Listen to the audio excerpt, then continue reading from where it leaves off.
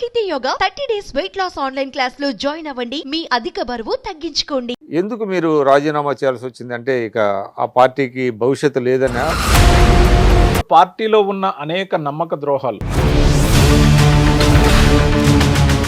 పదవి వచ్చింది సజ్జల రామకృష్ణారెడ్డి గారి ద్వారా కదా. నాకు పదవి కేవలం మరి మీకు సజ్జల గారికి పొసగకపోతే మీకు పదవి ఎలా వస్తుంది? ఆయన అడ్డుపడేవాడు కదా. పార్టీలోకి వచ్చినప్పటి నుంచి నన్ను విజయసాయిరెడ్డి గారి మనిషిగా సజ్జల రామకృష్ణారెడ్డి గారు, విజయసాయిరెడ్డి గారే ఫస్ట్ టైము ఈ మీడియాల మీద అటాక్ చేయడం అనేటువంటిది మొదలుపెట్టారు. ఇది ముఖ్యమంత్రి గారు విజయసాయిరెడ్డి గారికి స్క్రిప్ట్లు రాసిందంతా ఒకరే. పెద్ద క్రూ అండ్ స్టాఫ్ ఉంది. అంటే పనికిమాలిన స్క్రిప్ట్ లీడ్ అనమాట. ఇంటర్నల్ గా పోయినప్పుడు మనం చెప్దామంటే పక్కన కాంక్రీట్ కుర్చీ చేసుకొని నాయకుడు పక్కనే కూర్చుంటే మనం ఏమని మాట్లాడతాం? సజ్జల రామకృష్ణారెడ్డి గారు ఆయన వ్యవహార శైలి వల్ల అయింది. మీరు ఒక్కడలేనా, ఇంకెవరన్నా ఉన్నారా? చంద్రబాబు నాయుడు గారిని గురించి, పవన్ కళ్యాణ్ గారి గురించి వాళ్ళనిద్దరిని ఉద్దేశించి మాట్లాడేటప్పుడు చంద్రబాబు నాయుడు గారు, పవన్ కళ్యాణ్ గారు అనడం. వైఎస్ఆర్సీపీలో పదవులు ఇచ్చిందే తిట్టడానికి అనేది ఒక ఉన్నది. అది ఇంకా మొత్తం పార్టీ తన హ్యాండ్ ఓవర్ లో మళ్ళీ పెట్టిన తర్వాత మీరు సడన్ గా బీజేపీలోకి చేరేంత వరకు కూడా మీరు రాజీనామా చేస్తున్నట్టు ఎవరికి తెలియదు. బీజేపీలో పురంధరేశ్వరి గారు ఒప్పుకున్నారా? ముఖ్యంగా నేను పార్టీ మారడానికి చెప్పిన కారణం, నేను చంద్రబాబు నాయుడు గారిని విమర్శించకూడదు. 75 సంవత్సరాలు పైపడ్డ తర్వాత కూడా ఇంకా ప్రతిపక్షంలో కూర్చొని మా చేత తిడితేనే నీకు భవిష్యత్తులో రాబోయే రోజుల్లో సాక్షాత్ ప్రతిపక్ష నాయకుడిగా ఉన్న చంద్రబాబు నాయుడు గారిని విమర్శించి తోలనాడినప్పుడు ఆయన 2 చేతులు పెట్టుకుని ఇలా జగన్మోహన్ రెడ్డి గారు తీసుకునే ఇలాంటి నిర్ణయాలను ఎట్టి పరిస్థితుల్లో సమర్థించేది లేదు. తిట్లతో రాజకీయాలు నడవు, తిట్లతోనే పార్టీలను కాపాడుకోవడం జరగదు.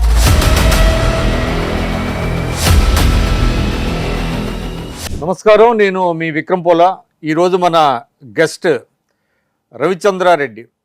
రవిచంద్రారెడ్డి గారు సీనియర్ పొలిటీషియన్. గతంలో కాంగ్రెస్ పార్టీలో, ఆ తర్వాత వైఎస్ఆర్సీపీలో కీలక పదవులు నిర్వహించారు. ఇటీవల వైఎస్ఆర్సీపీకి రాజీనామా చేసి బీజేపీలో జాయిన్ అయ్యారు. బీజేపీలో జాయిన్ అయిన తర్వాత ఆయన వైఎస్ఆర్సీపీ మీద, ప్రత్యేకించి జగన్మోహన్ రెడ్డి గారి మీద, ఆయన వ్యవహార శైలి మీద గత 5 సంవత్సరాలలో ఆయన వ్యవహరించిన తీరుతెన్నుల పట్ల చాలా గట్టిగా విమర్శలు చేస్తున్నారు. ఇది ఒక రకంగా చెప్పాలంటే చాలామందిని ఆశ్చర్యపరుస్తుంది.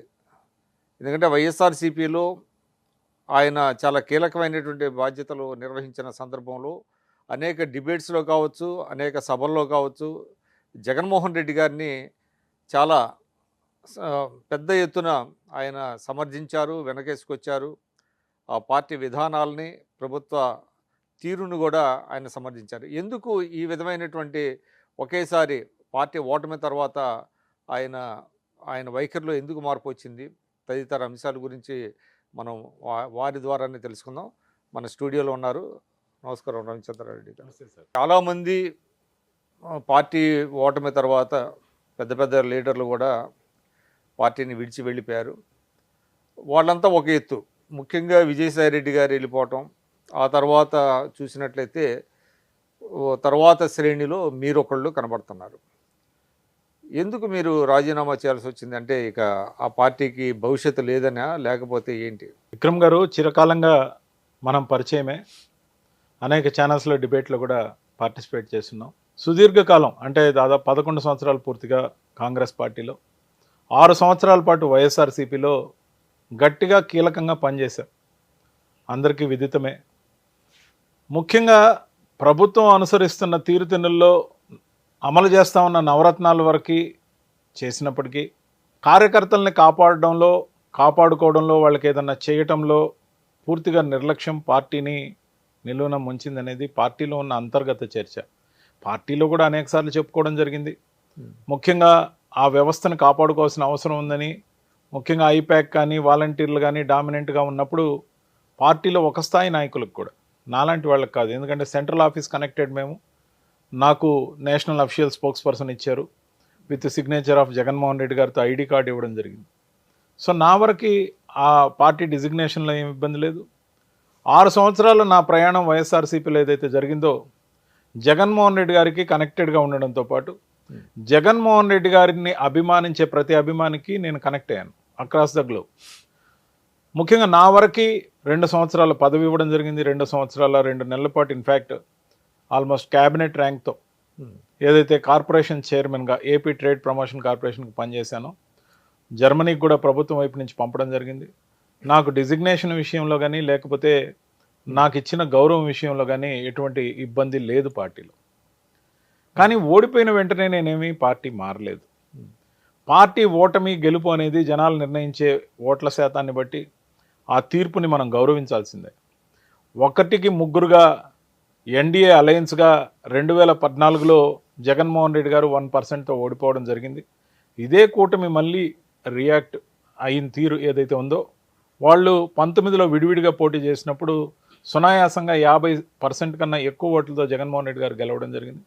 మళ్ళీ తిరిగి ఎప్పుడైతే కలిశారో దాంతోపాటు యాంటీ ఇన్కంబెన్సీ ఎప్పుడైతే తోడైందో దాంతోపాటు పార్టీలో ఉన్న అనేక నమ్మక ద్రోహాలు ముఖ్యంగా కోటరీ యొక్క అవును, మీరు ఎక్కువ కోటరీ అంటున్నారు. ఎవరు కోటరీలో ప్రధానం? సార్ పేర్లు ఒక్కరే చెప్పకూడదు కదా? పేర్లు చెప్పకూడదని నేను కొన్ని నిబంధన పెట్టుకున్నాను. అంటే కోటరీ అని దాంట్లో ఏదైతే అన్ని శాఖలు తానే వ్యవహరించాడు ఆ వ్యక్తి కాంక్రీట్ కుర్చీ వేసుకుని ఇప్పటికి కూడా పార్టీ ఆధిపత్యాన్ని చెలాయిస్తున్నాడు. అంటే ఇంకా అది open అతన్ని secret టార్గెట్ కదా. గా పేరు నేను ఉచ్చరించడానికి ఇప్పుడు నేను అనుకూలం కాకపోయినప్పటికీ ప్రజలకు మొత్తం తెలుసు ఎవరు ఎన్ని శాఖలు చూశారు, ఎవరు అన్ని శాఖలు అంటే చూశారు. మీకు పదవి వచ్చింది సజ్జల రామకృష్ణారెడ్డి గారి ద్వారా కదా? నాకు పదవి కేవలం జగన్మోహన్ రెడ్డి గారే ఇచ్చారు. ఏ విజయసాయి రెడ్డి గారు ఇవ్వలేదు, సజ్జల రామకృష్ణారెడ్డి గారు ఇవ్వలేదు, సుబ్బారెడ్డి గారు ఇవ్వలేదు, మరి ఎవరు ఇవ్వలేదు. అంటే నాకు అంటే పదవి నాకు ఇచ్చింది నాకు జగన్మోహన్ తెలుసండి. రెడ్డి గారు. అంటే పార్టీలో జగన్మోహన్ రెడ్డి గారికి మీరు చెప్పిన ఈ 3 వ్యక్తులు సజెస్ట్ చేస్తేనే వారు పదవి ఇస్తారు అనేటువంటిది ఒకటి ఉంది. అందులో కీలకంగా సజ్జల రామకృష్ణారెడ్డి గారు ఫైనల్గా ఆయన నాడ్ తీసుకున్న తర్వాతే జగన్మోహన్ రెడ్డి గారు సంతకం పెడతారని ఉంది. మరి మీకు సజ్జల గారికి పొసగకపోతే మీకు పదవి ఎలా వస్తుంది? ఆయన అడ్డుపడేవాడు కదా. పార్టీలోకి వచ్చినప్పటి నుంచి నన్ను విజయసాయి రెడ్డి గారి మనిషిగా సజ్జల రామకృష్ణారెడ్డి గారు ఏ రోజు దగ్గరకు తీల. ఈ ఇంటర్నల్ కొన్ని వర్గాలు ఇవన్నీ అన్ని పార్టీల్లో సహజం, వైఎస్ఆర్సీపీలో కూడా సహజం. నేను అది గమనించిన తర్వాత ఎక్కువగా ఏ వర్గంలో ఉన్నా నష్టపోతాం, వైఎస్ జగన్మోహన్ రెడ్డి గారి వర్గంగా మనకి ఇచ్చిన డిజిగ్నేషన్కి న్యాయం చేద్దాం, అంటే న్యూట్రల్గా ఉండాలి. న్యూట్రల్గా ఉండి జగన్మోహన్ రెడ్డి గారికి అనుకూలంగా పనిచేయడం జరిగింది. మొట్టమొదట నామినేటెడ్ పోస్టులు ఇచ్చిందే 2.5 సంవత్సరానికి ఇచ్చారు. 2 సంవత్సరాల నుంచి 2.5 సంవత్సరం మీకు అయ్యాక ఆలస్యమైన నామినేటెడ్ పోస్టులు ఇచ్చారు సార్. ఎస్, దాంట్లో 139 మందికి ఒకే రోజు పదవులు ఇవ్వడం జరిగింది. సలహాదారులు కానీ లేకపోతే చైర్మన్ పోస్టులు కానీ లేకపోతే డైరెక్టర్లు కానీ అనేక పోస్టులు ఏవైతే నింపారో ఆ 139లో నేను లేను. దాని తర్వాత మరో 2 నెలలు 3 నెలల తర్వాత నన్ను మిస్ అయిన సంగతి జగన్మోహన్ రెడ్డి గారికి వాళ్ళు వీళ్ళు కామన్ ఫ్రెండ్స్ ఎవరైతే చేరవేశారో సాక్షాత్తు భారతమ్మ గారి రికమెండేషన్తోనే జగన్మోహన్ రెడ్డి గారు దగ్గర తీసుకోవడం, దాంతోపాటు రవిని మిస్ అయ్యాం, మనం రవికి అకామిడేషన్ ఏర్పాటు చేయాలి, దాంట్లో ఏవేవి మిగిలి ఉన్నాయని ఎత్తుక్కోమన్నప్పుడు ఎత్తుక్కున్నప్పుడు 2-3 ఉన్నాయి. ఆ 2-3లో ఒకటి నేను ఎంచుకున్నదాన్ని నాకు ఇవ్వడం జరిగింది. నాకు ఇచ్చిన సముచితమైన గౌరవం జగన్మోహన్ రెడ్డి గారు ఎప్పుడూ నన్ను పార్టీలో తక్కువ చేయలే, వచ్చేసే రోజు వరకు చేయలే. ఖచ్చితంగా ఒక రిఫ్ట్ లాంటిది 1కి 2 సార్లు ఏర్పడ్డప్పుడు చేయలే. ఆ 2 ఎప్పుడు ఏర్పడ్డాయో కూడా నేను చెప్తా. ముఖ్యంగా పార్టీకి పనిచేస్తున్నప్పుడు పార్టీ అధినాయకుడిని నంబర్ ఆఫ్ టైమ్స్ కలిసే అవకాశం అధికారంలో ఉన్నప్పుడు కలగలేదు. కానీ అధికారం పోయిన తర్వాత 8 నెలలు నేనేదైతే పార్టీలో పనిచేశానో అప్పుడు 9 సార్లు కలవడం జరిగింది. కానీ నాకు కావాల్సింది అంశం కోసం నేను కలిసిన కారణాలు అప్పుడు ఒక 5-6 సార్లు ఉన్న అధికారంలో ఉన్నప్పుడు, దాని తర్వాత 9 సార్లు జగన్మోహన్ రెడ్డి గారిని కలిసాను. ఆ 5-6 సార్లు కాకుండా ఎక్కడైనా సభలున్నా లేకపోతే రామాయపట్నం పోర్టు దగ్గరకు వచ్చినా లేకపోతే ఇంకో దగ్గర ఓపెనింగ్కి వచ్చినా అన్ని దగ్గర కలవడం కూడా జరుగుతుండేది. ఓ 2-3 నిమిషాలు నాకు మాట్లాడే అవకాశం దొరుకుతుండేది. సో నాయకుడితో గ్యాప్ అనేది మెయింటైన్ కాకుండా జాగ్రత్తగా ఎక్కడో ఒక దగ్గర కలిసే అవకాశం, ఓ పులివెందుల్లోనో లేకపోతే అందరితో పాటు కలిసి హెలిప్యాడ్ నుంచి వచ్చేటప్పుడు అందరితో పాటు కలిసిన ఓ 2-3 నిమిషాలు నేను చెప్పే మాటలు ఆయన వినడం జరిగేది, ఆయన తీసుకోవడం కూడా జరిగింది. ముఖ్యంగా ఏదైతే చైర్మన్ పోస్ట్ ఇచ్చారో ఆ చైర్మన్ పోస్ట్ ఇచ్చిన దానికి నేను అడిగిన విధంగా కేటగిరీ కూడా ఇచ్చారు, నన్ను గౌరవించారు, ఆదరించారు. దాంతోపాటు ఇనిషియల్ వేసిన తర్వాత జగన్మోహన్ రెడ్డి గారు 6 నెలల 14 రోజులు హోల్డ్లో పెట్టారు. హోల్డ్లో పెట్టిన తర్వాత కూడా అంటే సీఎం అప్రూవల్ అయిన తర్వాత కూడా హోల్డ్లో పెట్టారా? హోల్డ్లో పెట్టారు. అంటే సీఎం గారికి తెలియకుండా అలా పెట్టారు. ఆ పెట్టిన వ్యక్తి ఇదే కాంక్రీట్ కుర్చీ పర్సన్. సో దాని తర్వాత ఒక మీటింగ్కి వెళ్ళినప్పుడు అక్కడ కలవడం జరిగింది. ఏం రవి నీది అయిపోయింది కదా అంటే, కాలేదన్న, ఇలా నన్ను హోల్డ్లో పెట్టారంటే ఎవరు పెట్టారో చెప్పాను. దాని తర్వాత 48 అవర్స్లో నాకు జీవో ఇప్పించడం జరిగింది. సో అణిచివేత అక్కడి నుంచి మొదలైన అణిచివేత, నన్ను కాదని పదవి తెచ్చుకుంటున్నాడనే అణిచివేతతో పాటు నాయకుడు ఇనిషియల్ వేసిన నన్ను ఏ రోజు కూడా దగ్గర తీయకపోవడంతో అంటే ఒక మాట చెప్పండి, అంటే మీరు డైరెక్ట్గా రిఫర్ చేయకపోయినా ఆయన సజ్జల రామకృష్ణారెడ్డి గారు అనేటువంటిది చాలా స్పష్టంగా తెలుస్తుంది. మీరేం చెప్తున్నారంటే జగన్మోహన్ రెడ్డి గారు నన్ను బాగా ఆదరించారు, నాకు ఆయనకు మధ్య గ్యాప్ లేదు, కానీ సజ్జల రామకృష్ణారెడ్డి గారు మధ్యలో ఉండి ఇదంతా చేశారంటున్నారు. కానీ సహజంగా మీకు జగన్మోహన్ రెడ్డి గారి పట్ల అభిమానం ఉంటే మధ్య వ్యక్తుల కోసం మీరు పార్టీ మారాల్సిన అవసరం ఉంది. చెప్తాను సార్, దాంట్లో కూడా ఇంకొక 2 నిమిషాల సమయం తీసుకుంటాను. ఏదైతే నన్ను ఆ విధంగా ఆపినప్పటికీ పదవిని పొందాను. పదవిని పొందిన తర్వాత మరో 2 నెలలకి రామాయపట్నం పోర్టు దగ్గరికి జగన్మోహన్ రెడ్డి గారు వచ్చినప్పుడు ఐపాక్ సజెషన్ మేరకు ఏదైతే వాళ్ళు చేసిన సర్వేలో మీడియాలో నాకు కోఆర్డినేటర్గా మెయిన్ స్ట్రీమ్ మీడియాకి నేనైతే బాగా చేస్తానని, ముఖ్యంగా ఏదైతే అనేక ఛానల్స్ విపరీతంగా వైఎస్ఆర్సీపీని విమర్శించే క్రమంలో ఉన్నాయో దాన్ని కట్టడి ప్రో కానీ, లేకపోతే ఎలా కౌంటర్ చేయాలి, లేకపోతే ఎలా పర్స్యూ చేయాలి, ఎలా దాన్ని అనుకూలంగా మార్చాలనే కార్యక్రమాన్ని నాకు ఇవ్వడం జరిగింది. లెటర్ హెడ్ మీద సంతకం పెట్టి ఇవ్వడం జరిగింది. కానీ దాన్ని మళ్ళీ 6 నెలల పాటు హోల్డ్లో పెట్టి అదే సదరు కాంక్రీట్ కుర్చీ పర్సన్ వాళ్ళ ఇంట్లో మనిషికి ఆ పదవిని వేసుకోవడం జరిగింది. అప్పుడు వచ్చిన ఒక ఇంటర్వ్యూ ఏదైతే ఎవరు మీ బదులు ఎవరికి వేశారు? సో తనయుడికే వేసుకోవడం జరిగింది. సో ఆ విధంగా జరిగిన తర్వాత దాన్ని సోషల్ మీడియా కదా, సోషల్ మీడియా స్ట్రీమ్ మీడియా కూడా తనకే ఇవ్వడం జరిగింది. సో ముఖ్యంగా ఏదైతే ఆ విధంగా జరిగిందో దాని గురించి ఇలాగే మనం ఒక ఇంటర్వ్యూలో యూట్యూబ్ ఛానల్కి ఇచ్చినప్పుడు నన్ను పార్టీ నుంచి టర్మినేట్ చేయించడానికి ప్రయత్నం జరిగింది. కానీ జగన్మోహన్ రెడ్డి గారు రవి పార్టీకి అవసరం అని చెప్పి టర్మినేషన్ దేనికి అంటే నేను ఒక ఇంటర్వ్యూలో ఈ విధంగా నాకు ఇచ్చిన దాన్ని తీసి తనయుడికి ఇవ్వడం అనేది కరెక్ట్ కాదని నేను మాట్లాడడం అనేది వాళ్ళకి బాగా హర్ట్గా. సజ్జల భార్గవ రెడ్డి గారికి ఇచ్చారనేది చెప్పారా మీరు? సో పేర్లన్నీ ఆ రోజు చెప్పడం జరిగింది. సో దాన్ని వాళ్ళు గట్టిగా తీసుకోవడం జరిగింది. మమ్మల్ని వ్యతిరేకించి మాట్లాడుతున్నాడని చెప్పేసి ఆ వీడియో చూపించి చాలా సీరియస్గా నన్ను టర్మినేట్ చేయించాలనే ప్లానింగ్లో ప్రయత్నం జరిగింది. ఆ ప్రయత్నం జరిగినప్పటి నుంచి కక్ష సాధింపు అలాగే ఉంది, ఇంకా తీవ్రమైంది.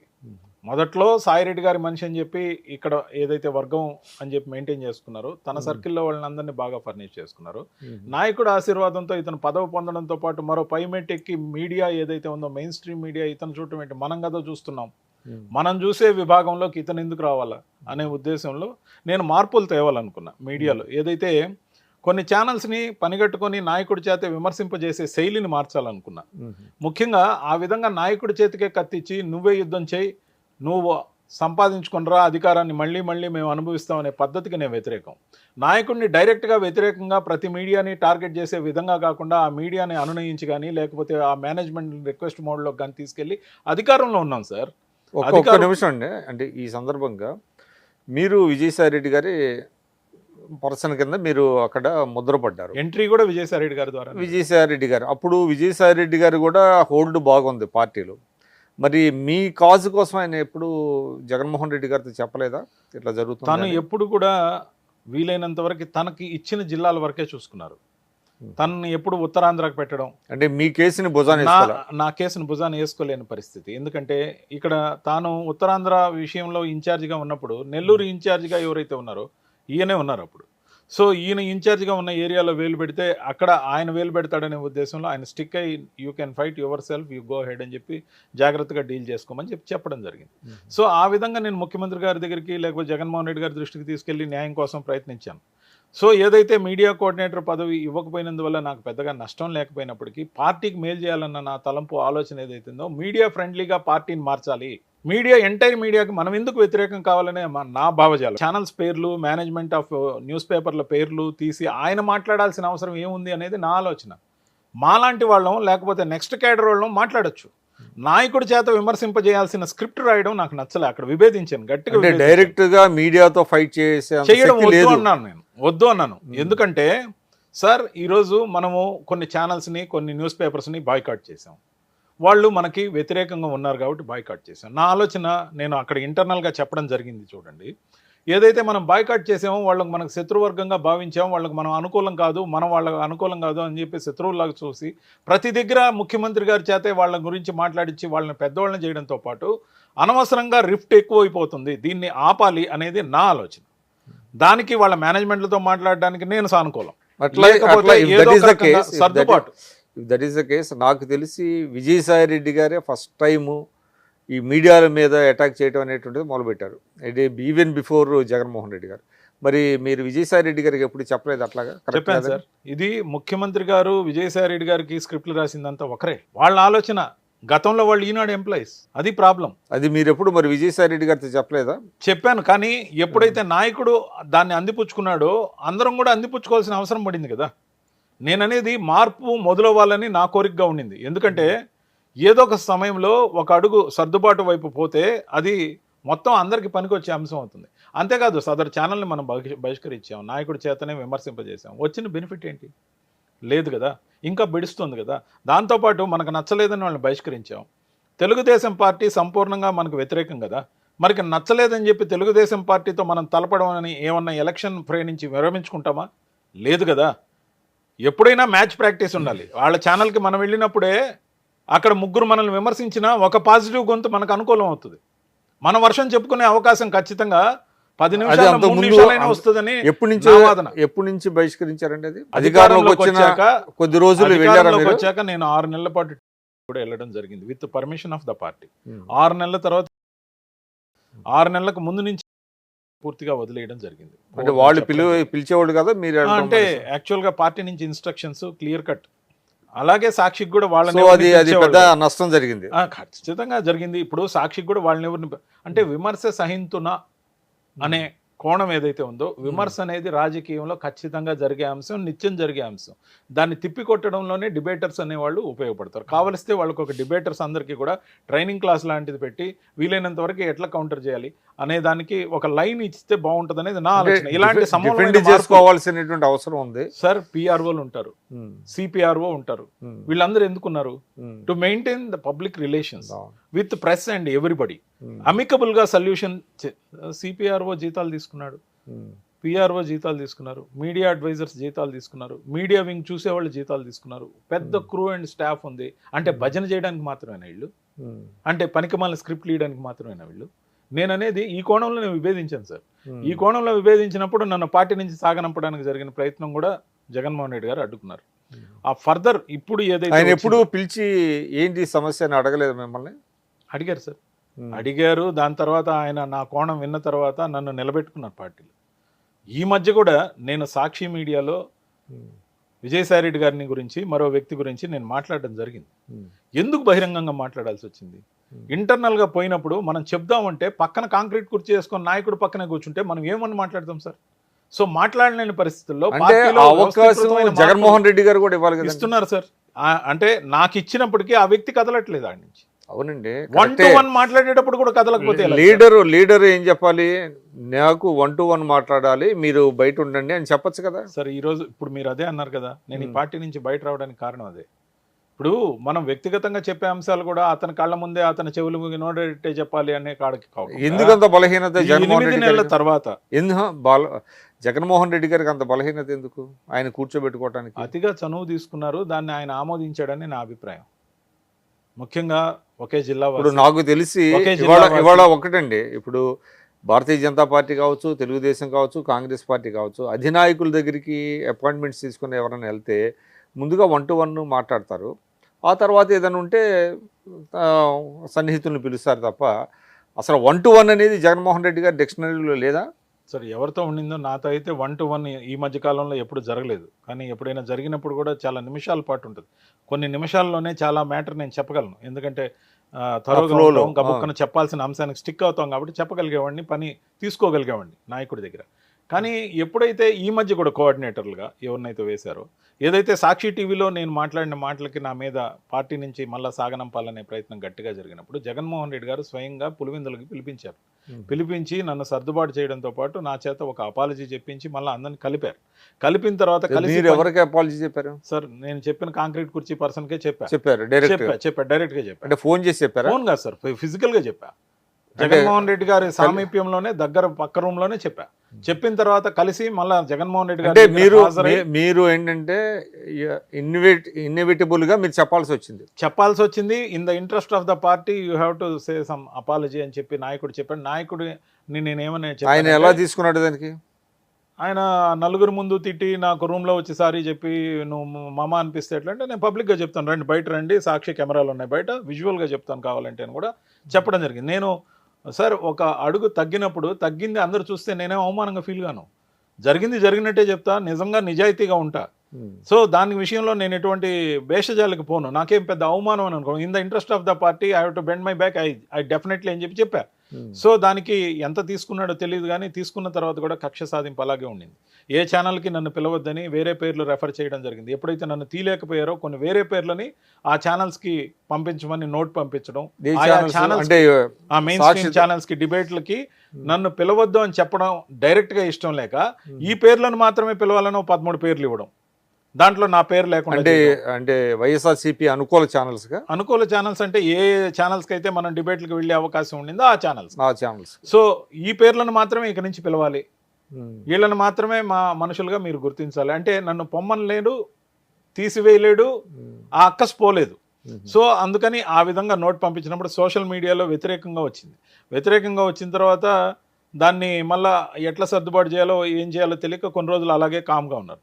అది మళ్ళీ జగన్మోహన్ రెడ్డి గారి దృష్టికి నేను తీసుకెళ్ళినప్పుడు ఒక 10 రోజులు చూసి నేను సర్దుబాటు చేస్తాను, మళ్ళీ సర్దుబాటు చేసిన తర్వాత కూడా సదరు ఛానల్స్కి ఫోన్లు చేసి అతన్ని ఎంకరేజ్ చేయొద్దు, పిలవద్దని వ్యక్తిగతంగా తానే ఫోన్ చేసి చెప్పడం ఏదైతే రీసెంట్గా అదే సార్, ఏదైతే అంటే ఎలక్షన్లో ఆగస్టు 29న నేను సాక్షి మీడియాలో వ్యతిరేకంగా మాట్లాడా. ఆగస్టు 29 నుంచి డిసెంబర్ వరకు జరిగిన పరిణామం అంటే అది లైవ్ లో వచ్చిందా?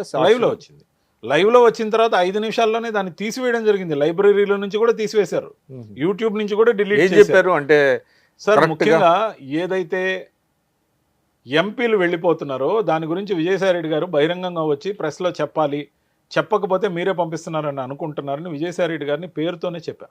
ఆ కాంక్రీట్ కుర్చీ పర్సన్ విషయంలో మాత్రం అన్ని శాఖలు మీరే చూస్తున్నారు, కానీ ఇప్పటికి కూడా మీరు కోవర్ట్గా ఉన్నారు, ఇది కరెక్ట్ కాదని చెప్పా. సాక్షిలో కూర్చొని చెప్పా. అది చాలా డ్యామేజింగ్ ఉందని ఇమీడియట్గా తీసివేసిన తర్వాత సమ్ తెలుగుదేశం పార్టీ రికార్డ్ చేసి ఆటో రికార్డింగ్లో ఉంటుందట, అక్కడి నుంచి రికార్డ్ చేసిన ఆ క్లిప్ని సోషల్ మీడియాలో వదిలితే అది వైరల్ అయ్యి కొన్ని లక్షల మంది చూశారు. సో ఆ విధంగా నేను మాట్లాడిన మాటలు ఏందనేది వెలుగులోకి వచ్చాయి. లేకపోతే అసలు అది వెలుగులోకి కూడా వచ్చి ఉండేది కాదు, కక్ష సాధింపు మాత్రమే ఉండి ఉండేది. అసలు నేను ఏం మాట్లాడానో ఎవరికి తెలిసేది కూడా కాదు. సో వితిన్ 5 minutes దాన్ని డిలీట్ చేయడం జరిగింది. ఇవన్నీ జరిగిన తర్వాత కూడా డిసెంబర్ అంటే ఒకటి చెప్పండి, సజ్జల రామకృష్ణారెడ్డి గారు ఆయన వచ్చింది పత్రికా రంగం నుంచి వచ్చారు. సరే ఆయన అన్ని శాఖలను చూసారా లేదనేది పక్కన పెడితే ఆయన వ్యవహార శైలి వల్ల హర్ట్ అయింది మీరు ఒక్కడలేనా, ఇంకెవరన్నా ఉన్నారా? నాకు తెలిసి అయితే ఎవరు లేరు, ఇంక్లూడింగ్ విజయసాయి రెడ్డి గారు కూడా హర్ట్ అయిన అంశాలు ఉన్నాయి. ఎందుకంటే అది నంబర్ల విషయం అనేది మీరు అధికార ప్రతినిధులు. 2019 ఎలక్షన్కి జగన్మోహన్ రెడ్డి గారి తర్వాత విజయసాయి రెడ్డి గారు సర్వసైన్య అధ్యక్షుడు. అనుబంధ విభాగాలు కానీ పార్టీ విభాగాలు కానీ అనేక విషయాలు కానీ పార్టీలో చేరికలు కానీ అన్నీ అనుకూలంగా చేసుకుంటూ వచ్చి నాయకుడితో మమేకమైన పనిచేసిన తీరు. అప్పటి వరకు మీరు చెప్పిన పేరు ఏదైతే ఉందో తాను మామూలుగా పత్రికా రంగంతో పాటు కొన్ని సలహాలు లేకపోతే వాటికి సంబంధించి పార్టీకి సంబంధించిన స్క్రిప్టు డ్రాఫ్ట్లు వాటికి సంబంధించి జగన్మోహన్ రెడ్డి గారితో సాన్నిహిత్యం ఉండేది. కానీ 2024కి వచ్చేసరికి ఏమైంది, ఒక్కొక్కటిగా విజయసాయి రెడ్డి గారికి అనుబంధ విభాగాలు తీసేయటం, అక్కడి నుంచి ఇక్కడికి ఇక్కడి నుంచి అక్కడికి కొన్ని ప్రాంతాలకు మాత్రం ఇన్ఛార్జిగా పెట్టడం, 2 జిల్లాలకు ఒకసారి పెడితే 4 జిల్లాలకు ఒకసారి పెట్టడం, 3 జిల్లాలకు ఒకసారి పెడితే 2 జిల్లాలకు మళ్ళీ వేరే దగ్గర పంపించడం, దాంతోపాటు అనేక రకాల పార్టీలో ఇంటర్నల్ అవమానాలు కూడా జరిగాయి. నాకు తెలుసు, ఎందుకంటే నేను ఆయనతో బాగా సాన్నిహిత్యం ఉంది కాబట్టి. దాంతోపాటు ఇవన్నిటితో పాటు ముఖ్యంగా ఎలక్షన్ వచ్చేసరికి 7 నియోజకవర్గాలు కుదించి రాజ్యసభ సభ్యత్వం ఇంకా 4 సంవత్సరాల పాటు ఉన్నప్పుడు లోక్సభకి పోటీ చేయమని 7 నియోజకవర్గాలకి పరిమితం చేసేసారు. ఆయనకి ఇష్టం లేదు. ఆయన బాగా అనుయాయుడుగా అని కాదు, సహచరుడుగా ఉన్న, మిత్రుడుగా ఉన్న వేమిరెడ్డి ప్రభాకర్ రెడ్డి గారితో పోయి తలపడమని చెప్పి పంపించారు. పార్టీ ఆదేశం తప్పలేదు కాబట్టి పోటీ చేశారు. యాక్చువల్గా ఆయనకైతే ఇంట్రెస్ట్ లేదు, 4 సంవత్సరాల పాటు ఇంకా రాజ్యసభ సభ్యత్వం ఉంది. కానీ ఏదైతే పోటీ చేశాడో దాంట్లో ఉన్న కుట్ర ఏంటంటే 7 నియోజకవర్గాలకి ఆయన కన్ఫైన్ చేయాలి. రాష్ట్రంలో ఎక్కడ ఆయన పెత్తనం ఉండకూడదు, ఏ విషయంలోకి ఇన్వాల్వ్ కాకుండా కట్టడి చేయటం. ఇలాగా ఈ కాంక్రీట్ కుర్చీ బాధితుడిగా విజయసాయిరెడ్డి గారు కూడా ఉన్నారు. అంటే 4 సంవత్సరాలుగా ఉన్న పదవీ కాలం ఉన్నప్పటికీ లోక్సభగా చేయించడం అనేది ఈ డిఫైస్ లాజిక్కి దూరంగా. ముఖ్యంగా వేమిరెడ్డి ప్రభాకర్ రెడ్డి గారిని కానీ, ఆనం రామనారాయణ రెడ్డి గారిని కానీ, లేకపోతే మాగుంట శ్రీనివాసరెడ్డి గారిని కానీ, లావు గారిని కానీ, పార్థసారథి గారిని కానీ, వసంత కృష్ణ ప్రసాద్ గారిని కానీ, లేకపోతే బాలశౌరి గారిని కానీ, లేకపోతే కోటమిరెడ్డి శ్రీధర్ రెడ్డి గారిని కానీ, మేకపాటి చంద్రశేఖర్ రెడ్డి కానీ, ఇంతమంది బలమైన అభ్యర్థుల్ని పార్టీ నుంచి బయట పంపించింది ఎవరు, ఆ కారణాలు సృష్టించింది ఎవరు, వాళ్ళ మీద అది ఇది చెప్పింది ఎవరు? అందుకే నేను కొన్ని భాషలో కోవర్ట్ అన్నాను. సరైన సమయంలో సరిగ్గా పార్టీలకి అభ్యర్థులు లేని సమయంలో ఆ క్రమంలో వైఎస్ఆర్సీపీ నుంచి ప్రముఖమైన నాయకుల్ని పంపించి, సార్ 1983 నుంచి తెలుగుదేశం పార్టీ ఎస్టాబ్లిష్ అయిన రోజు నుంచి బ్రహ్మాండమైన చరిష్మాతో ఎన్టీఆర్ గారు పార్టీ పెట్టి 9 నెలల్లో అధికారంలోకి వచ్చిన సందర్భంలో కూడా నెల్లూరులో 10కి 10 నియోజకవర్గాలు ఏ రోజు తెలుగుదేశం గెలవలేదు. అటువంటిది ఈసారి నెల్లూరులోని 10కి 10 నియోజకవర్గాలు తెలుగుదేశం సొంతమయ్యాయి. గతంలో కూడా ఎన్డీఏ కూటమి ఉంది, అప్పుడు కూడా కాలే. కానీ దీనికి కారణం ఏంటంటే అత్యంత ప్రధానమైన కీలకమైన నాయకుల్ని పంపించి వేయడం, సరైన టైంలో పక్క పార్టీలకు సప్లై చేయటం. ఈ పద్ధతిని వ్యతిరేకించిన నేను గట్టిగా పార్టీలో నా ఒక్కడనే పోరాటం అనే బాటలో చూశారు. ఇతంత పెద్ద తలనొప్పి అయిపోయింది నాకు అనుకునే కాడికి విషయాలు వచ్చాయి. ఏ విధంగా అయినా నేను ఇంకా పార్టీలో ఉండకూడని పరిస్థితులు క్రియేట్ అయినాయి. సో డిసెంబర్ 20వ తేదీ మళ్ళీ నాయకుడు చెప్పాడు కాబట్టి నాకు ప్రెస్ మీట్ ఇవ్వడం జరిగింది. ఆ ప్రెస్ మీట్ ఇచ్చిన క్రమంలో డిసెంబర్ 20వ తేదీ 1 గంటకి ఏదైతే ప్రెస్ మీట్ పెట్టానో దాంట్లో 2 ప్రధానమైన అంశాలు, 2 ప్రధానమైన నాయకుల గురించి మాట్లాడడానికి నాకు ఇచ్చిన స్క్రిప్ట్ దాదాపు 12 పేజీ. ఆ 12 పేజీలని జాగ్రత్తగా మినిమైజ్ చేసి ఇచ్చిన ఎవిడెన్సెస్ ఏదైతే ఉన్నాయో వీడియో రూపంలో ప్రొడ్యూస్ చేసిన తర్వాత ఇప్పటం గ్రామంలో పవన్ కళ్యాణ్ గారు రైతుల గురించి మాట్లాడిన దాంట్లో సుప్రీంకోర్టు వాళ్ళకి పెనాల్టీ ₹1,00,000 ఉన్న హైకోర్టు పెనాల్టీని 25,000 చేసిందే కానీ వాళ్ళు తప్పు చేయలేదని తీర్మానించలేదనే అంశం, దాంతోపాటు చంద్రబాబు నాయుడు గారు ఏదైతే వైజాగ్లో పట్టుబడ్డవి డ్రగ్స్, ఈ డ్రగ్స్ ఎవరివి అని అప్పట్లో విజయసాయిరెడ్డి గారికి లింక్ చేస్తూ మాట్లాడిన వైనాన్ని, బ్రెజిల్ అధ్యక్షుడికి సంబంధించి చేసిన కామెంట్ని, శుభాకాంక్షలు చెప్తే దానికి దీనికి ఉన్న లింక్ని ఏదైతే ఉందో అది కరెక్ట్ కాదని చెప్పిన అంశంలో చంద్రబాబు నాయుడు గారిని గురించి, పవన్ కళ్యాణ్ గారి గురించి వాళ్ళనిద్దరిని ఉద్దేశించి మాట్లాడేటప్పుడు చంద్రబాబు నాయుడు గారు, పవన్ కళ్యాణ్ గారు అనడం నచ్చలేదు. అది మా మీడియా డిపార్ట్మెంట్కి నచ్చలేదంటే నేను ఆశ్చర్యపోయాను. దాంతోపాటు ఆ స్క్రిప్ట్ యథాతథంగా నేను మాట్లాడడంలో ముఖ్యంగా ఉన్న తిట్లు వాటిని గురించి అవి డిలీట్ చేసి మాట్లాడడం జరిగింది. సో ఇలా కాదు, నువ్వు అగ్రెసివ్గా మాట్లాడాలి, 4 o'clock ఇంకో ప్రెస్ మీట్ పెట్టమన్నారు. 1 గంటకి ఒక ప్రెస్ మీట్ పెట్టి సెంట్రల్ ఆఫీస్ నుంచి అసలు వైఎస్ఆర్సీపీలో పదవులు ఇచ్చిందే తిట్టడానికి అనేది ఒక ఉన్నది. అది నిజమేనా? ఎవరైతే పదవులు ఇచ్చారో నేను చెప్తా. ఇప్పుడు 1 గంటకి ఒక నేషనల్ స్పోక్స్ పర్సన్గా ఉన్న నేను ఒక ప్రెస్ మీట్ పెట్టి తిరిగి 4 గంటలకి ఇంకో ప్రెస్ మీట్ మళ్ళీ అగ్రెసివ్గా పెట్టాలంటే అది మంచిది కాదు. మన దగ్గర హ్యాండ్స్ లేవనుకుంటారు. పైగా వెంటనే 2 ప్రెస్ మీట్లు ఒకదానికి మించి ఒకటి పోటాపోటీగా. ఇందాక ప్రెస్ మీట్ మీరు గారు అన్నది తప్ప మిగతా బ్రహ్మాండంగా వచ్చిందని విలేకరులందరూ కూడా అన్నారు. వీడియో ఎవిడెన్స్లు పెట్టాం, సో క్షమాపణలు కూడా చెప్పమని అడిగాం, కాబట్టి అంతకు మించి పోవాల్సిన అవసరం లేదు, సబ్జెక్ట్ కన్ఫైన్ అయ్యామని చెప్పా. లేదు నా 4 గంటలకు మళ్ళీ ఇంకో ప్రెస్ మీట్ పెట్టాలి, చాలా అగ్రెసివ్గా ఉండాలి. ఆ స్క్రిప్ట్లన్నీ చదవడం నా వల్ల కాదని నేను డెనీ చేయడం జరిగింది. సో అక్కడి నుంచి నన్ను ఇంకొంచెం తగ్గించడం కోసం నెల్లూరులో జరిగిన పార్టీ ఇంటర్నల్ మీటింగ్ ఏదైతే ఉంటుందో సమీక్షా సమావేశానికి నన్ను అవాయిడ్ చేయించారు. అక్కడున్న అందరూ సన్నిహితమే, అక్కడ ఉన్న లోకల్ లీడర్స్ అందరూ సన్నిహితమే, ఇన్ఛార్జ్గా ఉన్న మిథున్ రెడ్డి గారు కూడా సన్నిహితమే, సొంత జిల్లాలో అవాయిడ్ చేశారు.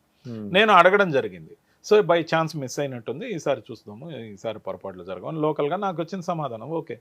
జనవరి 8వ తేదీ మరొక సమావేశం నెల్లూరుకు సంబంధించిన నాయకులందరికీ సంబంధించి జగన్మోహన్ రెడ్డి గారి దగ్గర తాడేపల్లిలో సమావేశం జరిగింది. కనీసం ఒక SMS కూడా ఇవ్వకుండా అవాయిడ్ చేయించింది ఎవరు? ఇవన్నీ నేను అర్థం చేసుకున్న తర్వాత నన్ను పొమ్మనలేక పొగబెట్టడంతో పాటు పార్టీలో ఎటువంటి పరిస్థితుల్లో మనకి ఇంకా భవిష్యత్తు ఉండదు. రెండో వైపు నాయకుడు ఎంత దగ్గర తీసినా నాయకుడికి రోజు పోయి కలిసే అవకాశం మనకు లేదు. ఖచ్చితంగా నాయకుడికి రోజు పోయి పితూరీలు చెప్పాల్సిన అవసరం మనకి ఇక లేదు, ఇంకా చాలు అని అనుకున్నా. ఇప్పుడు విజయసాయి రెడ్డి గారు ఎందుకు వెళ్ళినట్టు ఆయన నేను చెప్తాను. సో నేను అనేది ఏంటంటే నా వరకు చూసుకున్న తర్వాత ఇక భవిష్యత్తు మనకి పార్టీలో లేదు. జగన్మోహన్ రెడ్డి గారు ఏమో మనల్ని దగ్గరకు తీస్తున్నారు, మనల్ని ఏమో బాగా చూసుకుంటున్నారు, కానీ ప్రతిసారి నాయకుడికి వెళ్ళి పలానా వ్యక్తి మీద ఫిర్యాదు చేయాలంటే మనకు అయ్యే పని ఇప్పుడు కాదు. ఆయన ఆయన్ని వదులుకోవడానికి సిద్ధంగా లేడు. పైగా నేను నిర్ణయం తీసుకునే రోజుకి 45 రోజుల ముందు పార్టీకి సంబంధించి 2 జిల్లాలకు ఒక కోఆర్డినేటర్ని చొప్పున ఉత్తరాంధ్ర జిల్లాలు విజయసాయి రెడ్డి గారికి, అలా మిగతా అందరు లీడర్స్కి 2 జిల్లాలు ఒకరికి ఒక జిల్లా అలా ఇవ్వడం జరిగింది.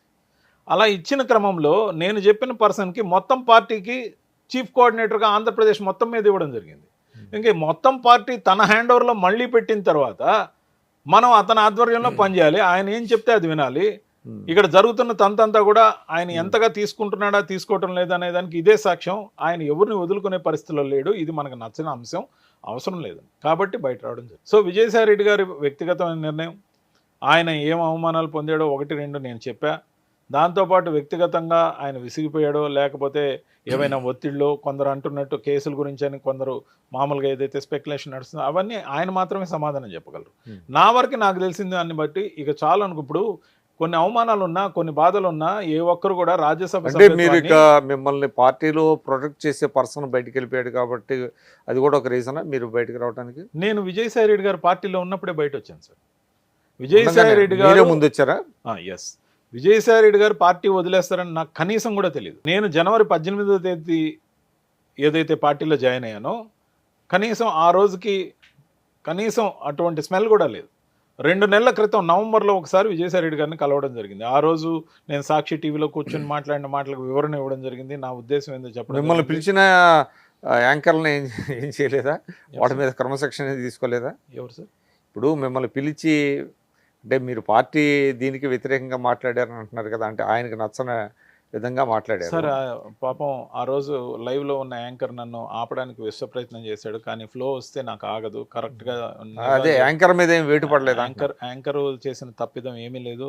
నేను వ్యక్తిగతంగా ఆయనకి అపాలజీ కూడా చెప్పుకున్నాను. ఎందుకంటే పాపం ఆయన లైవ్లో ఉన్నప్పుడు ఆయన ఉద్యోగం బతుకుదెరువు పోకూడదని నేను వెంటనే ఇన్పుట్ ఎడిటర్ని కూడా అడిగా, ఇది మనకు పార్టీకి డ్యామేజ్ చేసేటట్టుంది, వెంటనే డిలీట్ చేయమని అడిగా. అప్పటికే సదర్ పర్సన్కి ఆ వీడియో పోయింది. ఆయన కూడా వెంటనే దాన్ని డిలీట్ చేయమన్నాడు. డిలీట్ అయిపోయింది.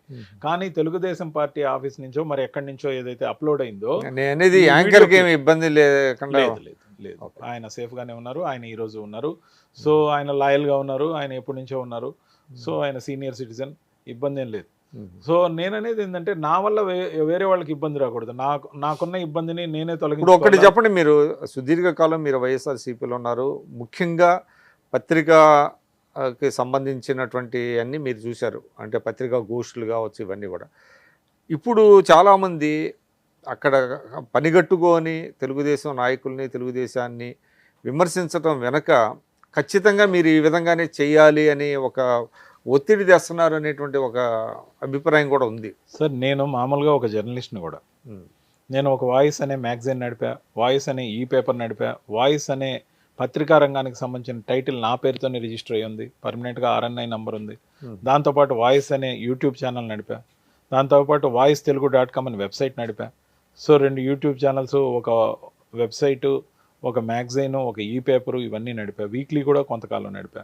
సో ఈ విధంగా అనేక విధాలుగా పార్టీకి సేవ చేస్తూ వచ్చా. దీంట్లో నా స్వార్థం కూడా ఉంది. ఖర్చు పెడుతున్నప్పటికీ కూడా దాదాపు నెలకు ఒక 5 లక్షలు ఖర్చు అవుతున్నా కూడా ఎమ్మెల్సీ అవ్వాలి అనే కసిగా పనిచేసిన నేను చట్టసభలోకి ఎంటర్ అయ్యే క్రమంలో కూడా అడ్డుకున్నది ఈ సదరు వ్యక్తే. ఎందుకంటే మా నియోజకవర్గం ఎప్పటి నుంచో 50 సంవత్సరాల నుంచి ఎస్సీ రిజర్వ్డ్ సార్.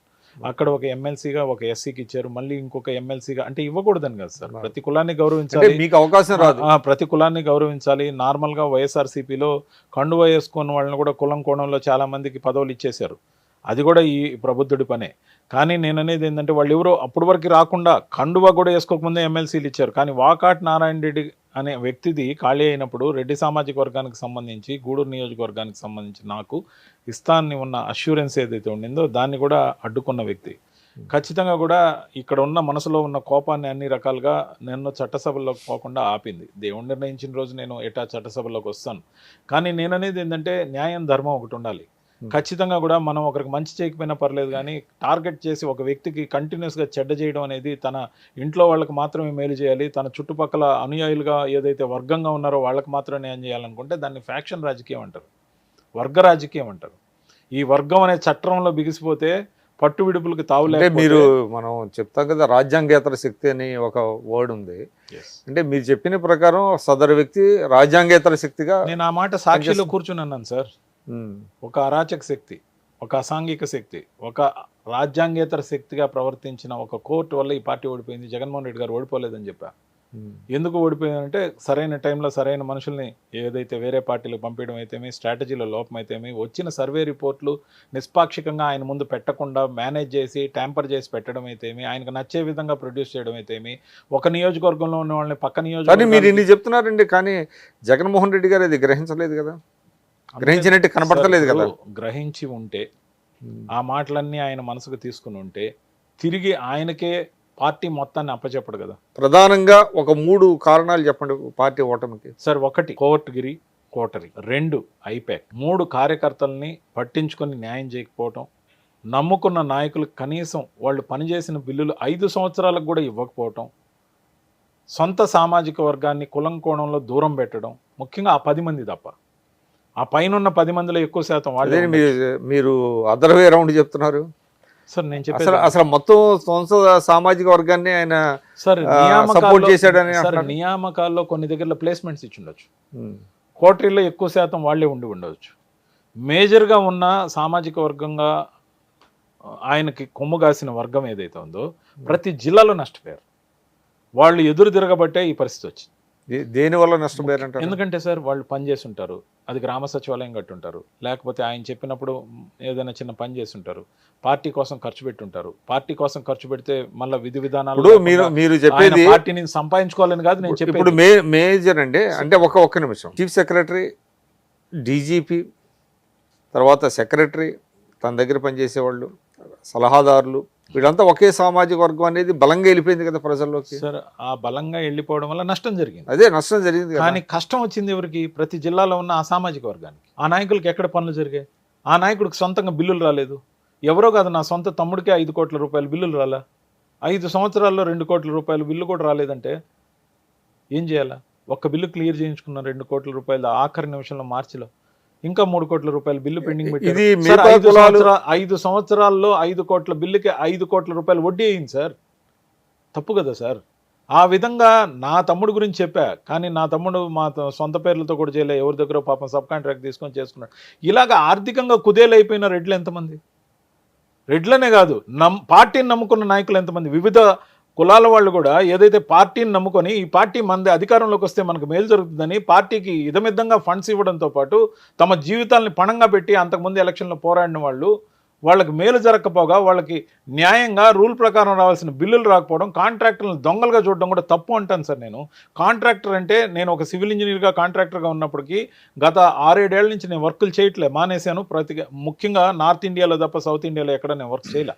దాంతోపాటు ముఖ్యంగా కాంట్రాక్టర్లు అంటే 100 రూపాయలది 90కో 75కో 85కో పాడుకునేవాడే కాంట్రాక్టర్ సార్. దాని తర్వాత ఈఎండి కట్టాలి, డిపాజిట్లు కట్టాలి, ముందు అన్ని టెండర్కి కావాల్సినవి అన్నీ ఇవ్వాలి. దాని తర్వాత కష్టపడి పనిచేయడానికి అయ్యే ఇన్వెస్ట్మెంట్ మొత్తం పెట్టాలి. ఇన్వెస్ట్మెంట్ పెట్టాక బిల్లు రాయించుకోవడం కోసం డిపార్ట్మెంట్ ముందు తిరగాలి, క్వాలిటీ కంట్రోల్ని అప్రోచ్ కావాలి, విజిలెన్స్లో నివేదికలు క్లీన్గా ఉండాలి, అన్నీ వచ్చాక బిల్లు సర్టిఫై అవుద్ది. బిల్లు సర్టిఫై అయ్యాక 5 ఏళ్ళు నిలబెట్టమేంటి సార్?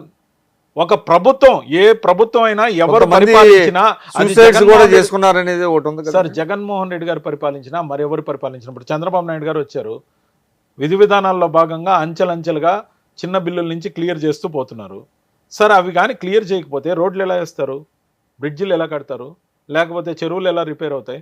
పబ్లిక్ వర్క్స్ని, పబ్లిక్ టెండర్ల ద్వారా ఇచ్చిన పనుల్ని వాళ్ళకి హానర్ చేయకపోతే అది నేరమా కాదా?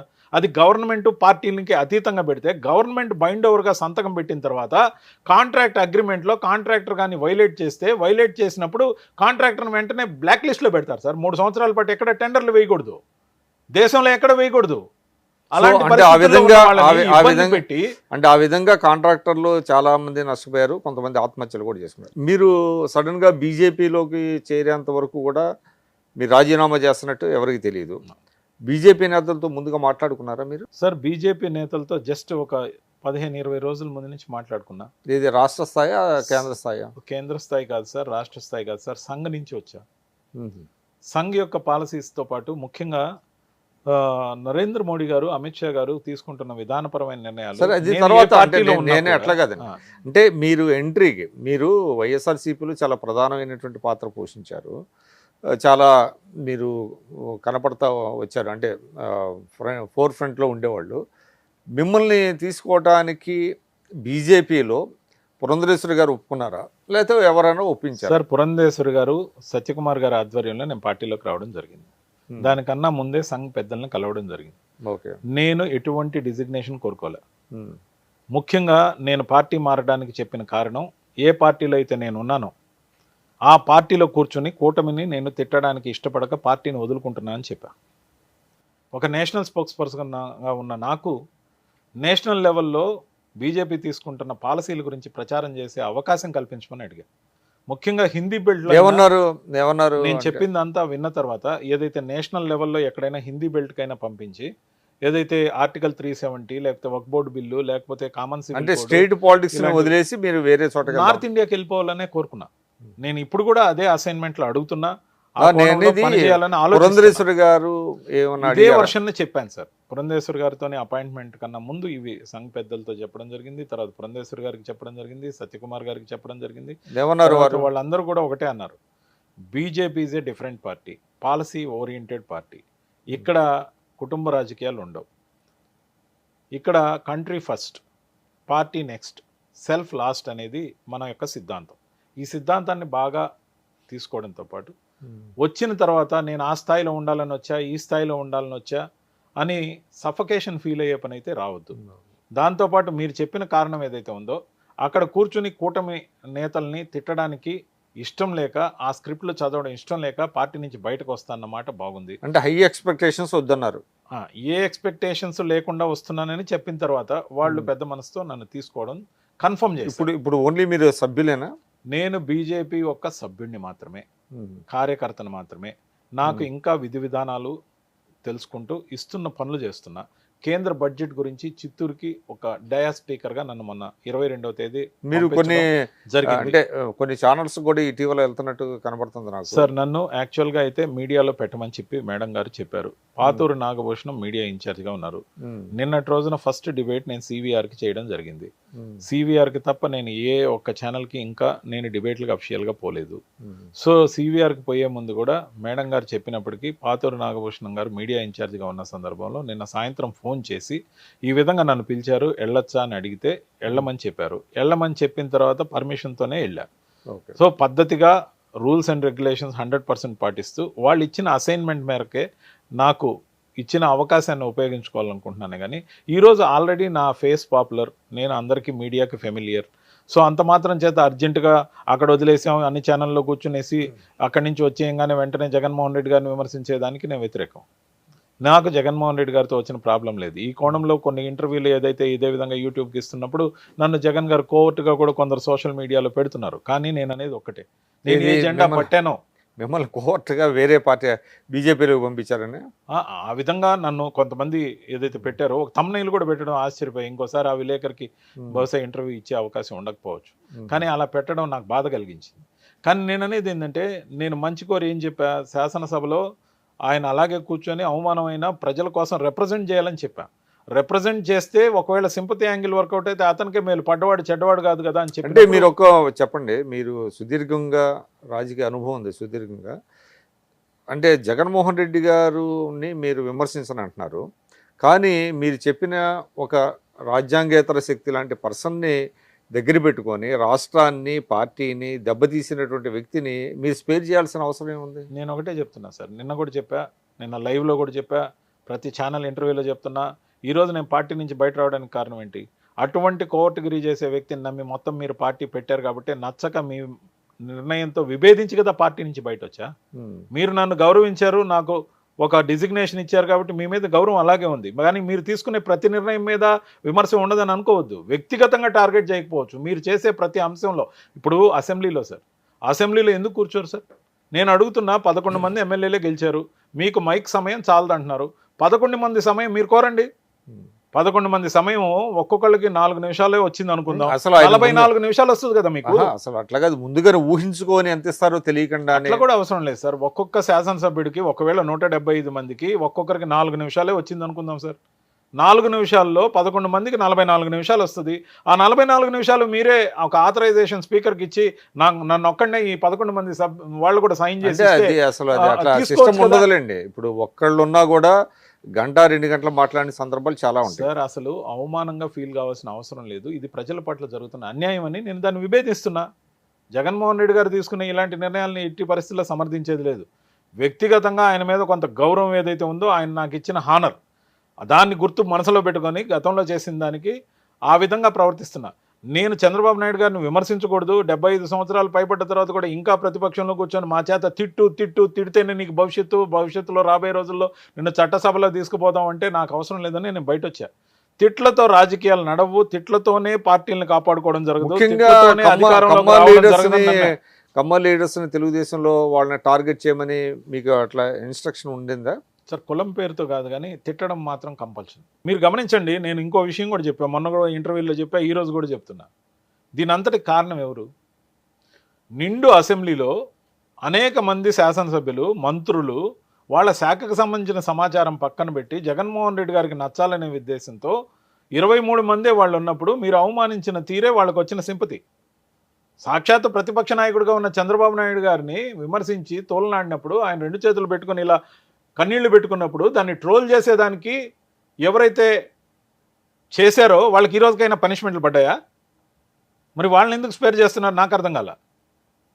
ఎవరైతే ఆ రోజు ప్రధానంగా ట్రోల్ ఎప్పుడు వైఎస్ఆర్సీపీలో ఉన్నప్పుడు ఎప్పుడు కూడా వ్యక్తిగతమైన విమర్శలు ఎప్పుడు చేయలేదు ఎవరి మీద? సార్, వ్యక్తిగతంగా చేయలేదు, కానీ కొన్ని పరుషమైన పదాలు మాత్రం ఖచ్చితంగా మాట్లాడే. వాటికే నేను మీడియాలో అందరికీ అపాలజీస్ చెప్పడంతో పాటు నేను మా మేడం గారిని కూడా అడిగా, ఒక సమయం ఇప్పించండి, వీలైతే చంద్రబాబు నాయుడు గారిని, పవన్ కళ్యాణ్ గారిని, లోకేష్ గారిని కలిసే అవకాశం ఇప్పించండి, వాళ్ళకి నేరుగా కలిసి సిన్సియర్ అపాలజీస్ చెప్పాలనుకుంటున్నా. ఆ విజువల్స్ కూడా నేను చెప్పేవి మీడియాల ద్వారా బయట పోవాలనుకుంటున్నా. ఎందుకంటే నేను ఇప్పుడు కూటమి తరపున చంద్రబాబు నాయుడు గారిని, పవన్ కళ్యాణ్ గారిని, లోకేష్ గారిని అట్లా కదండి, out of repentance, out of compulsion. Compulsion అంటే మీరు అంటే బీజేపీలో ఉన్నారు కాబట్టి ఉన్నప్పటికీ నేను మీడియానే అవాయిడ్ చేయొచ్చు, అసలు డిబేట్లకి రాకుండా పోవచ్చు, నార్త్ ఇండియాకి వెళ్ళి ఏదైనా అసైన్మెంట్ చేయొచ్చు, లేకపోతే సంఘం నిర్దేశించిన కార్యక్రమాలకు పోవచ్చు. నేను ఎవరికి కనిపించకుండా ఆంధ్రప్రదేశ్ రాజకీయాల్లో ఎక్కడ అందుబాటులో లేకుండా పోవచ్చు. కానీ నాలో ఉన్న ఆలోచన ఏంటంటే, ఒక తప్పు అని మన మనసుకి ఒక భావన కలిగితే 4 అడుగులు తగ్గి క్షమాపణ చెప్తే తప్పు లేదని ఆత్మ పరిశీలన చేసుకోవడం బెటర్ అని, ఆత్మవంచన చేసుకోకుండా ఉండడం న్యాయం అని నేను భావించాను సార్. ఇది నా వ్యక్తిగతమైన నిర్ణయం. అందరికీ అలాంటి ఆలోచన కలగాలని కూడా కోరుకుంటా. పురంధరేశ్వరి గారు ఏమన్నారు? ఖచ్చితంగా మంచి ఆలోచన, నేను ఖచ్చితంగా వాళ్ళకి చెప్తా, వాళ్ళ సమయం ఇచ్చినప్పుడు ఆ ఏర్పాటు చేద్దామని కూడా చెప్పారు. సో నేను మీకు ఏమైనా బాధ్యత ఉందా? బాధ్యత ఏమైనా ఇచ్చారా ప్రస్తుతానికి? బాధ్యత ఏమీ లేదు సార్. పార్టీలో నాకు ఎప్పుడు ఏ పని పెడితే అది మాత్రమే చేస్తున్నా. ఇప్పుడు వరకు 1-2 చిన్న పనులు పెట్టారు, అవి మాత్రమే చేశా. మొన్న బడ్జెట్కి సంబంధించిన అవగాహన సదస్సులు ప్రతి జిల్లాకి ఒకరిని పంపించడం జరిగింది.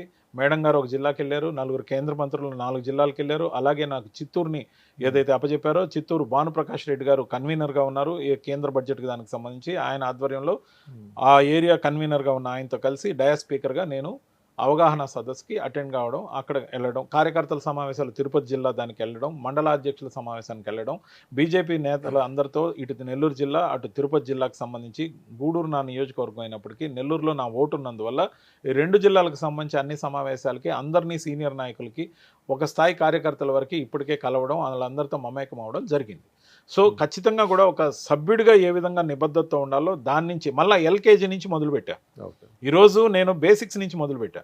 చాలామంది అన్నారు, అన్న నువ్వు ఆ పార్టీలోకి పోతున్నావు, అది చాలా పెద్ద పార్టీ, మళ్ళీ ఎల్కేజీ నుంచి చదువుతావు అంటే ఎస్ ఎల్కేజీ నుంచే చదువుతా అని చెప్పా. ఎందుకంటే ఏం ఇబ్బంది లేదు. ఇప్పుడు ఇక జీవితకాలం ఒక పార్టీలో, ఇంత పెద్ద పార్టీలో, భారతదేశం అంత పెద్ద పార్టీలో ఇప్పటికే 22 రాష్ట్రాల్లో కూటమి పార్టీలతో కలిసి అధికారంలో ఉంది. సొంతంగా చూస్తే 16 రాష్ట్రాల్లో అధికారంలో ఉంది. దేశంలో ఉన్న లడక్ వదిలేస్తే ఉన్న 28 రాష్ట్రాల్లో ప్రతి రాష్ట్రంలో తన ప్రాతినిధ్యం ఉంది. పార్టీ ఉనికి ఖచ్చితంగా ఉంది. ఎక్కడైనా మనకు ఒక అసైన్మెంట్ ఇవ్వకపోతారా? అదే ఇప్పుడు ఒక రాజకీయ పార్టీ పెడతాం సార్ విక్రమ్ గారు, ఎవరైనా పెడతాం. కుటుంబంలో ఉన్న కొందరు పెట్టచ్చు, లేకపోతే సిద్ధాంతాల కోసం పెద్ద పెద్ద ఫౌండర్స్ పెట్టచ్చు. ఏదైతే ఒక రాజకీయ పార్టీ ఉందో అంతిమంగా లక్ష్యం ఏంటి? ఆ రాజకీయ పార్టీ ద్వారా ప్రజాసేవ చేయటం, ఒక సోషల్ యాక్టివిటీ.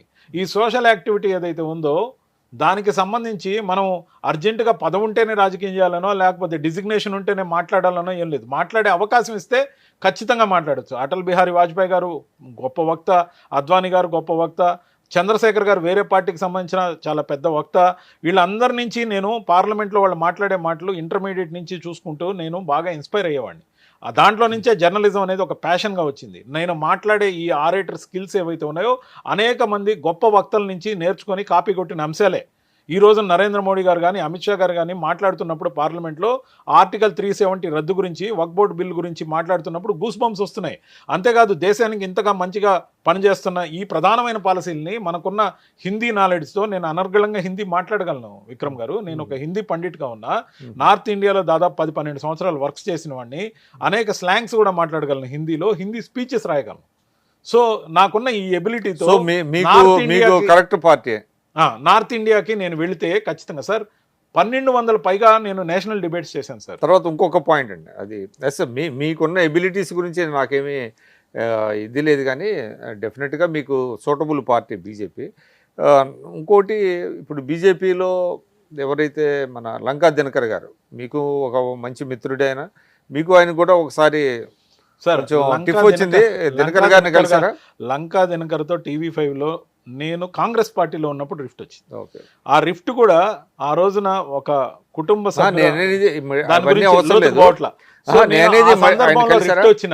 రిఫ్ట్ వచ్చిన తర్వాత 45 రోజులు మాత్రమే మేము మాట్లాడుకోలే. 45 రోజుల తర్వాత మేమిద్దరం ఒకే ఛానల్లో కూర్చున్నాం, కలిసి మళ్ళీ బ్రేక్ఫాస్ట్కి వెళ్ళాం, మళ్ళీ డిన్నర్కి వెళ్ళాం, మళ్ళీ కలిసే ఉన్నాం. మిత్రత్వం అట్లే ఉంది. నా కారులో తను ట్రావెల్ చేశాడు, అతనితో కలిపి నేను ట్రావెల్ చేశాను. సో మిత్రత్వానికి ఎప్పుడు న్యాయంగానే ఉన్నాను సార్. హీటెడ్ డిబేట్స్లో 1-2 మాటలు నేను మీతో కూడా 1-2 మాటలు దొల్లా, దానికి కూడా I'm saying sorry today on this media. So నేను అనేది ఏంటంటే, ఈ హీటెడ్ కాన్వర్సేషన్ ఎప్పుడు వస్తుందంటే, మనం ఒక పార్టీకి అంకిత భావంతో ఉన్నప్పుడు, ఆ పార్టీ లైన్లో ఎక్కువగా మనం ఓన్ చేసుకున్నప్పుడు పర్సనలైజ్ అయిపోతాం. దానివల్ల మిత్రత్వాలు కూడా పోతున్నాయి. నేను ఈరోజు ఈ పార్టీ నుంచి రావడానికి బయట కారణం, వైఎస్ఆర్సీపీలో ఉన్నప్పుడు ఇదే శైలజానాథ్ గారి కొడుకు పెళ్లికి నేను వెళ్ళలేని పరిస్థితి. కొంతమంది వ్యక్తులు అక్కడికి వెళ్ళకు, నీవు పోస్ట్ రేపో మాపో అనౌన్స్ అవుతుంది, అక్కడికి వెళ్తే రఘురామ కృష్ణరాజు గారు నీకు మామూలుగా పాత మిత్రుడు కాబట్టి ఎవరైనా కలిసినప్పుడు ఫోటోలు దిగితే ఆ ఫోటోలు నీ పదవి రాకుండా పోయేదానికి అవకాశం ఉంది, వెళ్ళొద్దని చెప్పినప్పుడు నేను వెళ్ళలేకపోయా. అదే వట్టి వసంత్ కుమార్ గారు చనిపోతే ఆయన సెరమనీ ఉంటే దానికి వెళ్ళలేని పరిస్థితి. ఇలాంటి కారణాలు. ఇప్పుడు వ్యక్తులుగా మనకున్న స్వేచ్ఛని, మనకున్న కామన్ ఫ్రెండ్స్ని వివిధ ప్లాట్ఫామ్స్లో పనిచేస్తూ రాజకీయ పార్టీల్లో అయినా వాళ్ళని కలిసే అవకాశాలు, ఫోటోలు కానీ దొరికితే మనకి ఇబ్బంది అని చెప్పే స్థితి వచ్చిందంటే పార్టీలు వర్గాలుగా మారిపోయినాయి. అంటే పార్టీల్లో స్వేచ్ఛ లేని పరిస్థితి అయిపోయింది. అంటే నా వర్గం ఇటు, నీ వర్గం అటు, వీళ్ళు వాళ్ళని కలిస్తే ఆ ఫోటో చూపించి ఇక్కడ నీకు చెడ్డ చేసే అవకాశం ఉందనే స్థాయికి మనం పడిపోయాం. అదే నేషనల్ పార్టీ కాంగ్రెస్లో ఉన్నప్పుడు నాకు ఈ పరిస్థితి లేదు. నేను ఏ రాజకీయ పార్టీ నాయకుడు ఇంట్లో శుభకార్యం జరిగినా వెళ్ళొచ్చు, లేకపోతే ఇంకోటి జరిగినా వెళ్ళొచ్చు. కానీ వైఎస్ఆర్సీపీలోకి వచ్చినాక నా మంచి కోరి కూడా చెప్పారా లేకపోతే చెడ్డ కోరి చెప్పారా, కానీ పార్టీలో విధానాన్ని బట్టి చెప్పారు. ఎందుకంటే ఇది నెగటివ్గా నీకు తీసుకెళ్తారు ఆ ఫోటోని, సో వెళ్ళొద్దు. సో ఈరోజు అదే శైలజానాథ్ గారు వైఎస్ఆర్సీపీకి వచ్చారు. ఆ సమయానికి నేను వైఎస్ఆర్సీపీ నుంచి బయట వచ్చాను. శైలజానాథ్ గారితో ఇప్పటికీ మంచి మిత్రుడు. నేను అనేది మిత్రత్వం లేకపోతే సామాజిక సంబంధాలు పార్టీల వల్ల వేరు కాకూడదు. పెద్ద పెద్ద నాయకులందరూ కలిసే ఉంటున్నారు, వాళ్ళకి సంబంధించిన క్యాడర్ డిస్టర్బ్ అవ్వకూడదు. వాళ్ళు కూడా ఎక్కడికైనా స్వేచ్ఛగా. అంటే ఈ కల్చర్ అనేది వైఎస్ఆర్సీపీ ప్రవేశపెట్టినది అని మీరు అంటున్నారు. ప్రవేశపెట్టిందని నేను అనట్లా. నా విషయంలో జరిగింది కాబట్టి వర్గ రాజకీయాల్లాగా, వర్గంలాగా పార్టీలు నడపకూడదని నేను కోరుకుంటున్నాను. ఎవరైనప్పటికీ, ఏ పార్టీ వాళ్ళైనా, ఎవరి ఇంట్లో ఫంక్షన్ అయినా, ఎవరితో అయినా కలిసే స్వేచ్ఛ ఉండాలి. అట్లని నన్ను పూర్తిగా కట్టడి చేశారు లేకపోతే బంధించారని కాదు, కానీ ఆ విధమైన మాటలు రాబట్టి నేను ఆ ఫంక్షన్స్ను వదులుకోవాల్సి వచ్చింది. ఎందుకంటే ఆ మైండ్ సెట్ ఏదైతే ఉంటుందో నాయకుడికి ప్రొజెక్ట్ చేసే చెప్పకూడతారు. మీరు ఇది చెప్పడం ద్వారా మీరు మీ సహచర రాజకీయ నేతలు కూడా ఒక సందేశం ఇస్తున్నారు. టూ మచ్ పర్సనలైజ్డ్ తీసుకోవద్దు, కన్స్ట్రక్టివ్ క్రిటిసిజం ఒక్కటే చేయండి. పెట్టాం, కెమెరా పెట్టాం, పార్టీ లైను లేదా మీరు మాట్లాడాల్సిన లైన్కి స్టిక్ అవ్వండి. తీసిన తర్వాత కలిసి కాఫీకో టీకో వెళ్ళే అవకాశం ఉంటే ఖచ్చితంగా వెళ్ళండి, మిత్రత్వం అంటే ఉంచండి. అది ఒకప్పుడు ఉండేదండి. ఇవాళ అలాగ మాట్లాడకపోతే వీళ్ళకి పసలేదు, లేకపోతే వీళ్ళకి Yes, ఇదే ఇది నేను అనేది. అనేది ఇదే నేను అనేది. ఒక దీంట్లో తీసుకొని- నుంచి వచ్చిన అగ్రెషనే అది ఒక ప్యాషన్ గా మారిపోయి అది ఒక ఫ్యాషన్ గా కూడా రూపాంతరం చెంది ఈ రోజు అనేక మంది కేసులు ఎదుర్కొంటున్నారు. ఇంత కక్షపూరితమైన ధోరణి ఎందుకు వచ్చింది? మన అధిష్టానాన్ని మెప్పించాలి, లేదంటే ఇచ్చిన స్క్రిప్ట్ ఫాలో కావాలనే 2 అంశాల మీదే వచ్చింది. అంత దూరం అవసరం లేదనేది నా సో అభిప్రాయం. ఏదేమైనప్పటికీ కూడా రవిచంద్రారెడ్డి గారు మీరు ఒక మంచి నిర్ణయం అయితే తీసుకున్నారు. ఒక జాతీయ పార్టీకి వెళ్ళారు, మీకు ఉన్నటువంటి ఎబిలిటీస్ అన్క్వశ్చనబుల్. కాబట్టి బీజేపీలో మీకు మంచి భవిష్యత్తు ఉండాలని కోరుకుంటున్నాను. ఇది బీజేపీ నేత రవిచంద్రారెడ్డి గారు చెప్తున్నారు. వైఎస్ఆర్సీపీ నుంచి బయటకు వచ్చినటువంటి కారణాలు ఇప్పటివరకు చెప్పారు. ముఖ్యంగా అక్కడ ఒక వ్యక్తి వల్ల తాను బయటికి రావాల్సి వచ్చింది. అక్కడ ఒక సఫకేషన్ ఉంది, ఇప్పటికీ ఉంది. జగన్మోహన్ రెడ్డి గారు ఇప్పటికీ కూడా కరెక్ట్ మెజర్స్ తీసుకోలేకపోతున్నారు అనే మాట కూడా చెప్తున్నారు. ఇది ఈరోజు రవిచంద్రారెడ్డి గారితో ఇంటర్వ్యూ. నమస్కారం.